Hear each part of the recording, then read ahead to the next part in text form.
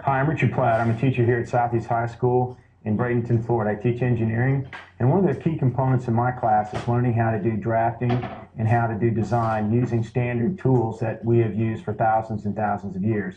In the textbook that we use, Exploring Drafting by John Walker, I'm going to open up a page of a isometric and orthographic projection problem we're going to solve. This is the problem we're going to solve in the book. It's this one simple part with this orange face on it. And what we have to do is we have to draw the top, the missing front view, and also the right view. We're going to change how this drafting is done for this particular design to make it more legible and easier to read. In my career at Johnson Space Center, working as a CAD and board designer at Johnson Space Center for the Space Shuttle program, we had to make our drawings somewhat different than this so they could be easily read, and also easily produced depending on what type of machine we're using to produce them. So with this problem in mind, this is basically what we're going to shoot for in this video as you're seeing right now. We're going to shoot for a drawing that looks very similar to this. And what I'm going to do is show the manual drafting methods on how to create this particular drawing right here, this one orthographic projection of this part. And again, we're going to use standard tools like a ruler, a 30, 60, 90 triangle, a T-square, a regular inexpensive 7mm pen that you could buy at a convenience store or Walmart or someplace like that, a eraser shield, and a regular white non-marking eraser. So to get started, we'll move some of this stuff out of the way and we'll get started on this. So I'm going to go ahead and move all this aside. I'll use this drawing as a reference for myself. I'll take a standard sheet of copy paper.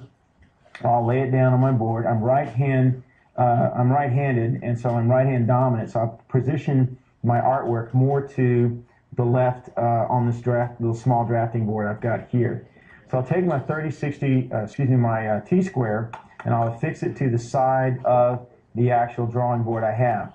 And I can take my copy paper and I can slide it underneath the T-square, and you'll notice that on this T-square there's a ledge underneath it, a little ridge where the piece of paper can stop, and so that way it becomes perfectly perpendicular and parallel on this particular board. Now with that done, I'm going to go ahead and pull myself off a fair amount of tape, about this much, about a little 1.5 inches. And remember, with tape in a drawing, less is more. So what I'm going to do is tear off little pieces of tape and try to get up to about 6 pieces. I'll go ahead and lay them to the side here, and I'll get these as I need them. So let me tear these apart. I kind of like using painter's tape, the blue tape, because it's really easy on the paper and it peels up really, really well. Now, if you have the money and have a drafting supply house, in your community, you can go and get what's known as drafting dots. It's basically masking tape that's cut in the shape of a dot that you can peel off and use on your drawings. That works really, really well.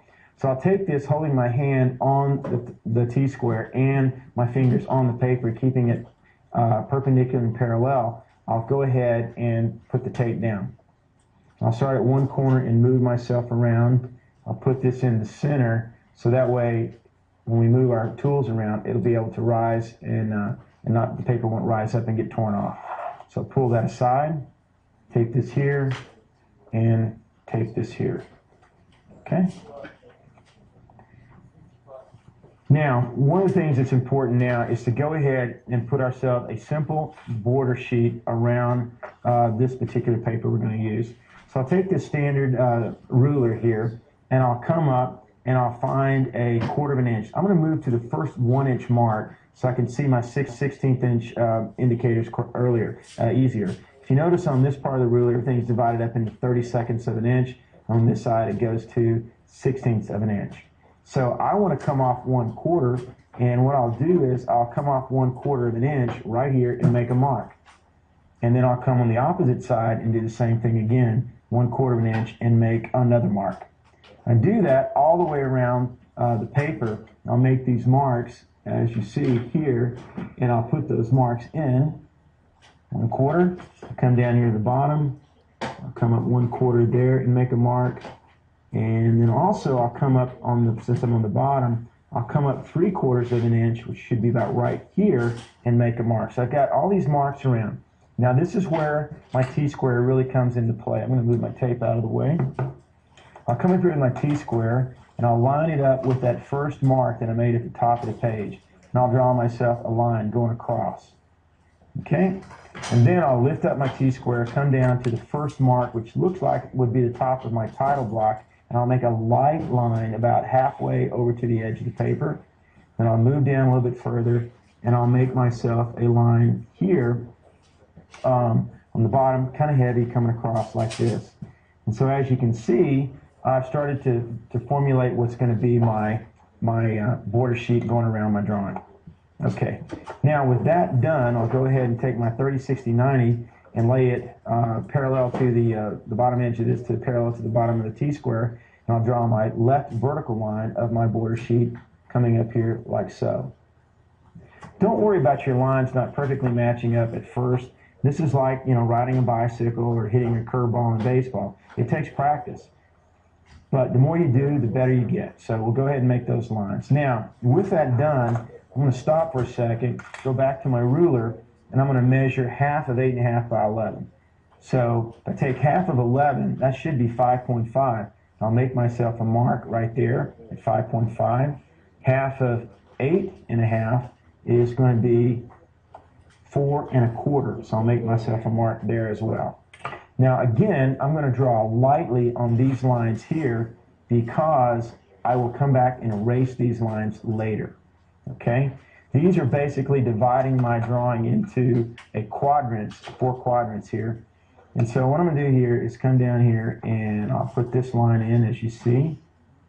Pull down just a little further, holding my T-square flush to the left edge and my 30-60-90. I'm going to come up off the bottom, make a heavy line at first, because that's the left side of my title block. Then I'll come over here and make that thin line up in the middle. Now, this is giving me my 4 basic views of my orthographic and isometric projection. It's giving me my top view here in the upper left. It's giving me my front view in the lower left and my right view in the lower right. The area up in this area is allocated for my isometric. So now what I'm going to do is start laying out how my drawing will be centered on my page. So I'll come over here and I'll go to the 1-inch mark on my ruler. I'll make a mark at the 2, and I'll make a mark at 0 on the 2 vertical lines. Then I'll come back and do the same thing on the horizontal, where I'll make a mark here, and I'll come down here and make a mark there.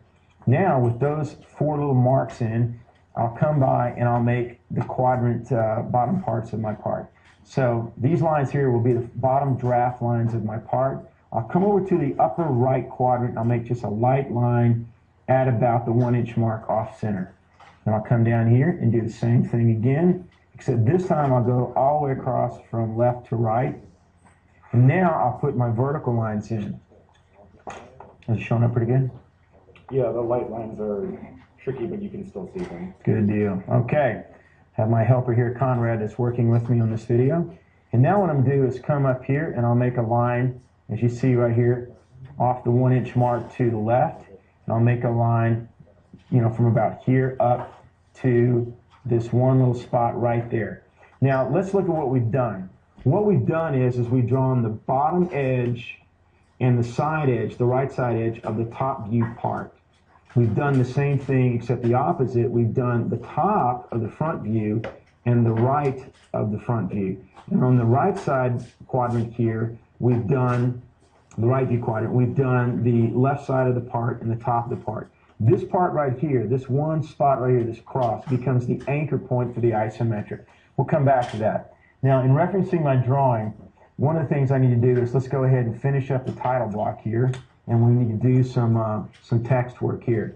So I'll come across the top here at 3/4 inch above the base of the drawing, and I'll draw in that title block. Now what I'm going to do is take my scale or my ruler, and I'm going to come 1/8 of an inch off the bottom of the title block. And I'm going to make myself a light trace line across there.